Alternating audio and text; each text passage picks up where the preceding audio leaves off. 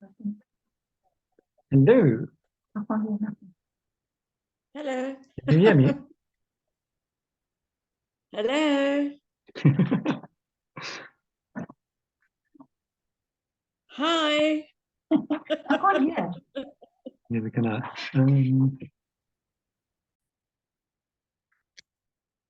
Hello, good evening, everybody. Welcome to our working Wednesday. We don't like to sit around doing nothing around here, so we do the working bit. I do suspect we will go back to a Monday evening again quite soon, but for now we'll carry on a Wednesday. And we've been working through the book by Jordan Adler called Beach Money. And I'm going to get just link in a little bit or overlap a bit from last week's one as I go through strategy number 4 of the strategies of network marketing. So let me share my screen. Might need to share the sound.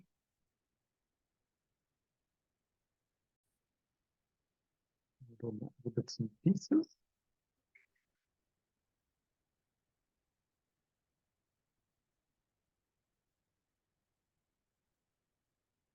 Yeah.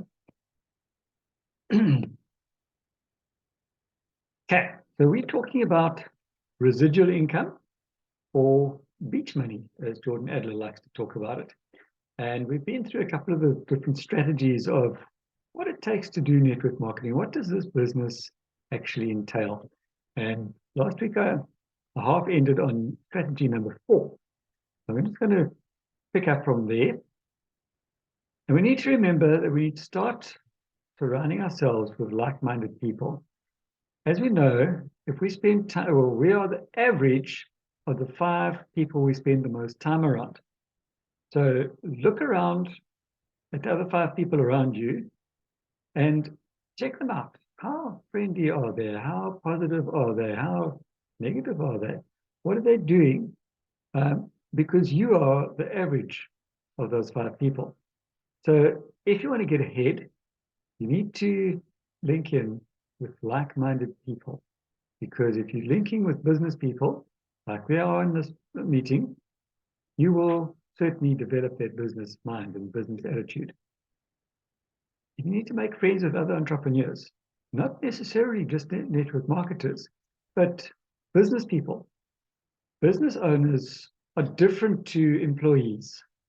And you need to get to know them, have a chat to them, because you'll find that they are very different in the way that they think, in the way that they work. They're just different. And I think part of the reason is they're possibly a little bit braver. They're willing to take the risk. And remember, we are in the business of our own. So we need to think about this as not just that little side thing that we do. We are in multi-million-dollar international business. You will find that when you are around other people who are also building businesses, you will get the encouragement and support you're looking for, because everybody's thinking the same. As I said, it doesn't make a difference if you're in the same kind of business, but if you're in business, everybody is wanting to encourage a fellow business owner. You will also learn how to handle the emotional ups and downs that come with being in business for yourself, because there will be emotional ups and downs. We all know what happens when we have a bad month. You just feel, we're having a bad day. You just feel, oh, not fun today. But then you have a good sale or you have a good recruit or a good month and you go, wow, and you're really up. Now, that happens in any sort of business. There are ups and downs. And the normal brick and mortar business owners in this talk will very much understand what that's like. But you have to have broad shoulders to be able to handle those ups and downs. There's various phases of acceptance of the business, like with pretty much anything. The first one is when you first share your business idea, you're labeled as crazy. Once you have some success, you're labeled as visionary. Wow, look at them, they thought ahead. When your business idea makes you wealthy, you're labeled as lucky. Remember, if you stay consistent and you practice enough, you will be very, very lucky. You will soon be able to quickly spot the people who have the qualities of an entrepreneur. As I said, they're different. You look at going to the supermarket, and I'm not being disparaging to anybody over there, but go to the supermarket and look at the workers there or the cashiers there. Do they look like they really go-getters? Do they jump out of their chair, run along and offer to help you? Are they friendly? Do they go that extra mile? If not, they're not an entrepreneur. They don't have that mindset of an entrepreneur. They're there because it's a job and it pays them salary at the end of the month. And that is known as linear income. And in this business, we don't want linear income. We want beach money. And the entrepreneurs are the ones you want to be around because they are looking for that opportunity. Go on regular retreats with other successful business owners. We know what happens with Charlie. That's why Charlie has his Acres retreats. That's why he has the Bloemfontein weekend. That's why we have the Impact Summit or convention. And a lot of the other business owners you'll see have business retreats for their team because it helps in a lot of different ways. You can trade ideas and strategies. How do you feel when you come away from Bloemfontein? How do you feel when you come away from an Acres weekend? I know I feel that I'm flying at about 10,000 feet or higher, in fact, because you've been able to pick up ideas and strategies. You go, oh, wow, that's a novel idea. Let me try that and see how well it's going to work for me. Because not everything works for everybody. And John Cunningham has always said, you go into a supermarket, you're not going to buy every single thing on the shop shelf. You're going to take what you need. And this is what happens when you get together with other business owners. You listen to the ideas and the strategies and you take what you need. Learn from each other. Find comfort in knowing that you're surrounded by unique people with the gift of an entrepreneurial spirit. Because you're surrounded by people who are looking for freedom. Freedom from a boss. Freedom from a boxed in salary, a set amount. Time freedom, where they can do what they want, when they want, how they want, yet still earn an income. Strategy number 5, you need to make friends, not to get business. So whenever you get together with people, don't talk about business. That must never, ever, ever be your main thing. Don't talk to somebody thinking, oh, I'm going to get them to sign up. Oh, I'm going to get them to buy a product. I've been there. I've made that mistake. It doesn't work because just like fear, if you're in front of a dog and you've got fear, they will pick it up and they will probably attack you. And it's a little bit like horse riding. If you're riding a horse and that horse feels you are an insecure rider, you're in for some trouble, especially if it's a fairly spirited horse. But put on somebody who knows what they're doing, and that horse is a completely different animal. So we need to make friends. Get to know somebody before you share your business with them. Must never be the first thing that you do. If you make friends to get business, you will lose them as fast as you made them. Friends do business with you out of respect for your friendship, not because you're exploiting them for personal gain. Have you ever had a friend who's maybe opened a restaurant? Are you going to go to the opposition or are you going to go along and support them? If they've got a business of some sort, are you going to go to the opposition or are you going to go and support your friend? I know I'm very much likely to go and support my friend first before I go and look at another place. Make sure your friends are aware of your business in case they're interested or to refer people to you. So you can mention your business, and if they've just started a new business, you say, wow, this is great. So glad to see that you're doing this. What sort of person would you be looking for me to refer to you? Because if you ask them that, almost invariably, they will say, wow, thanks for the support. How can I help you in your business? Because you've told them that you've got a business as well. Don't go after them or try to recruit them.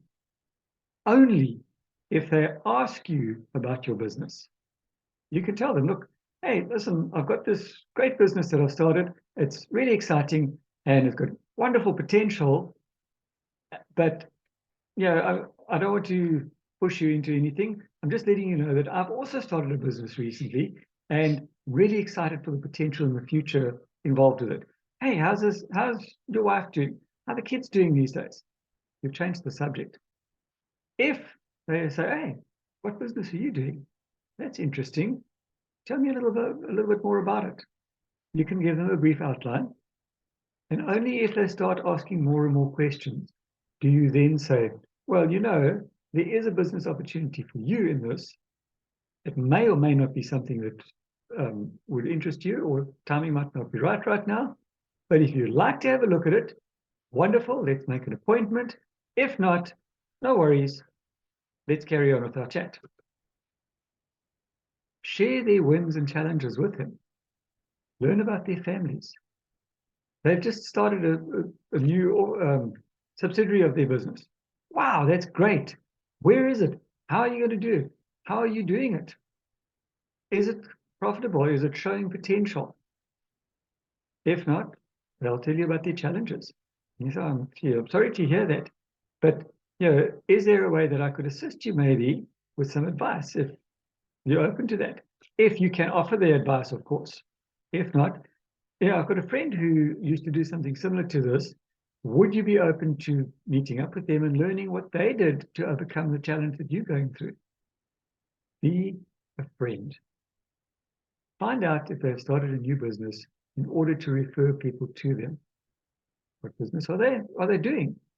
Are they in a hardware shop? Are they an accountant? Maybe you're looking to help them with sending people who need an accountant or a bookkeeper. Find a way to refer new business to them. Imagine a friend of yours was involved in a business making over 10,000 Rand per month. Probably a little bit more than that you'd like, but how would you feel if you found out that there was an opportunity to do the same, but they never shared with you? Your friends got this lovely business, it's a part-time business, they're making 10,000 Rand pretty much while they're sleeping and doing nothing. And they didn't tell you that you could do the same. How would you feel? I don't think I'd be very happy with them. When you tell someone what you do and they start asking questions and have expressed interest, then they have given you permission to continue. Give them more information or invite them to look at the opportunity. Don't do it at the time. Say, I don't have the time right now. You're busy, I'm busy. When do you have 30 minutes that we can get together that I can show you the full plan from start to finish? Make sure that it is an uninterrupted time. Strategy number 6, relationships, the glue that hold a team together. Remember what Jerry always used to say in the beginning? He said, near life is a business that is built one relationship at a time. And a relationship is better than just an acquaintance. You want to get to know the person, you want to become their friend. And you want to have that interaction where if they see you in the street, hi, how's it going? And you greet them by name. That's a relationship. Teams that play together, stay together. And we know what we feel like after a Bloemfontein weekend. Because there might not be a lot of playing, but you've met and you've had time to talk to each other. An Acres weekend is even better because there you are playing. You're playing table tennis, you're playing tennis, you're going for a hike, you're going for a run. And the friendships that are built there are a lot stronger than anywhere else. By anchoring gatherings with fun experiences, you can create strong, positive associations that will last a lifetime. Now you know why Charlie has his Emerald weekends at Sun City, because he's bringing together leaders, putting them into a fun environment where they can get to know each other under fun, relaxed circumstances, because they are then going to create significantly stronger positive associations. You don't need to pay for the people on your team to attend these get-togethers. Charlie is extremely generous, and an ML director can probably easily afford to pay for a week at Sun City.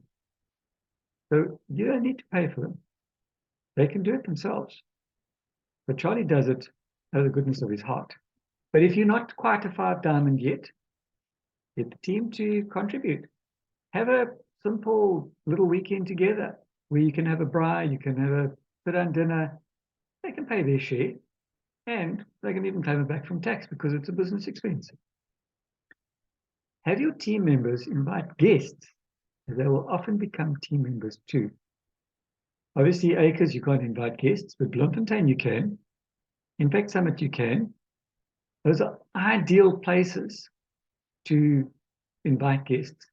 Just the business presentations up in Durban.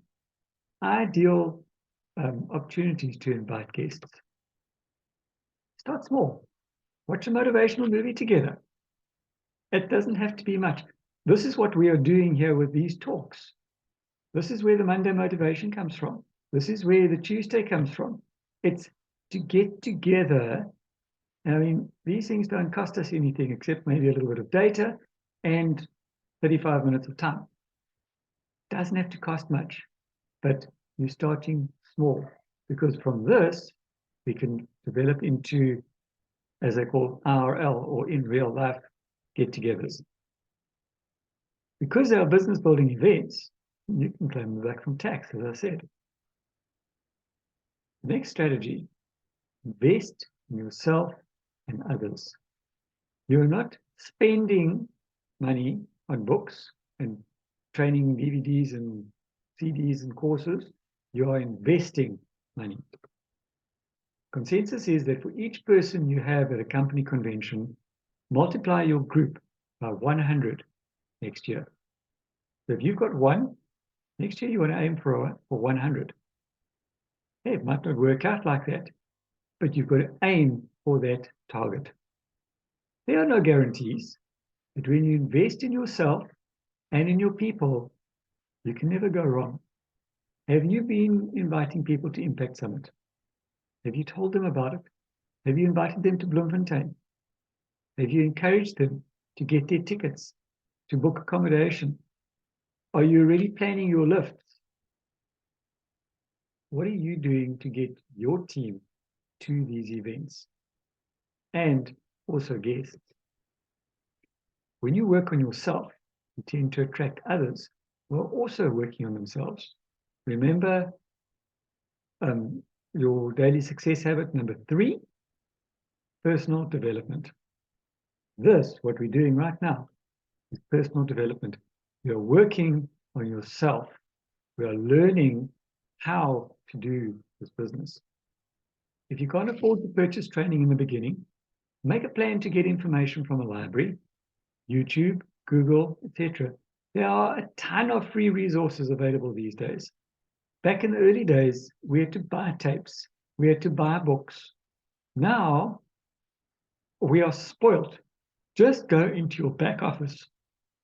There's probably about, if you binge watch, I would say you've got about 2 to 3 days of training, free training available. That training is priceless. Invest in it. And I think part of the problem is because it's free, we don't appreciate it. And I'm talking for myself. If we can get stuff for free, we generally don't appreciate it as much as if you pay for it yourself or invest in it yourself. It needs to be that sacrifice. Sacrifice of time, sacrifice of money.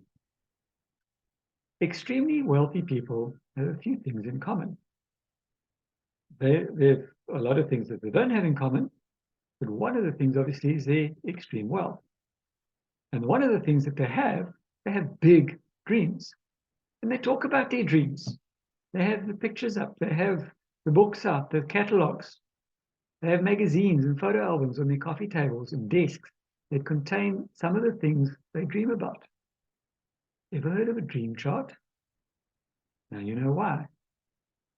You have people like Eric Worre. You have people like probably Charlie even. I haven't been in his house, so I can't tell you. But any of these big guys have got their dreams out. Maybe they've got it in a different form, a cut-out picture out of a travel magazine. But they've got their dreams out. They read books and they listen to CDs or podcasts that help to expand their dreams. Listen to those podcasts. It's amazing what you learn from people who've been there and done that. When I grew up, there were those who had money and those who worked for them. Because some people would just, it was like they were born into money and they were so lucky. But dreams were just that. It wasn't something that could ever become reality because we can't afford that. We don't have the money for that. That's not our life. That was how we were taught growing up. With no disrespect to anybody, but that was just how it was. If you wanted to succeed, you were told to study hard at school, try to get a scholarship to college, if your parents weren't well off enough to pay for it themselves, get a good job, and settle for a good salary until you were pensioned off. For 30 years, you got your gold watch, and you retired on a good pension with a good medical aid. Reality check doesn't work like that anymore. Sadly, many people have stopped dreaming. I know I did, because my imagination here hasn't learned to get to that next level yet. If I asked you to write down 10 things you would like to have in your life right now, would you? I know I would battle with that. Children tend to have big dreams, but world-weary adults usually talk them out of them. What do you want to do one day? I want to be a princess. No, you can't do that. That's impossible. Have you looked at the royal family? There are two princesses there who started off as little girls in a common, with a common background. They were not born as royalty. When you grow up, I want to be a movie star. No, nonsense. You could never do that. That's for other people. Have a look at some of the movie stars. I think a few of them overcame the negativity and became what they wanted to become. You may be inspired by different dreams than fancy cars and jets. I don't think I want the latest convertible sports car. With the condition of our roads around here, first of all, probably not very healthy for the car. Second of all, you can't actually use it to its full capacity. And why do you actually want one of those things? You're paying sometimes 12 million plus, and they've only got 2 seats. What a waste. And a jet? What are you going to do with a jet? Unless you're like Jerry and if you've got your pilot's license and you fly yourself around, you've now got to find a pilot. You know, pay them a decent salary to fly you around. So is it really worth it? Jets are expensive things to keep going. What matters is that you become really comfortable with the images of what you want, not what you think other people want. What do you want?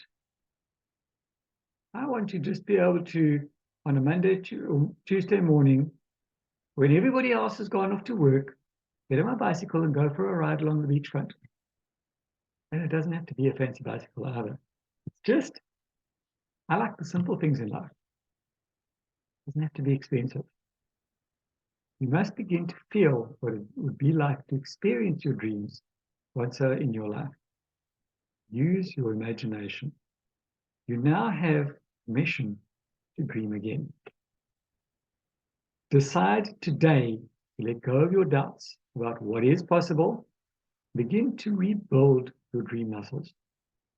What would your perfect life look like? How would it feel? Who would be in it? What would you be doing?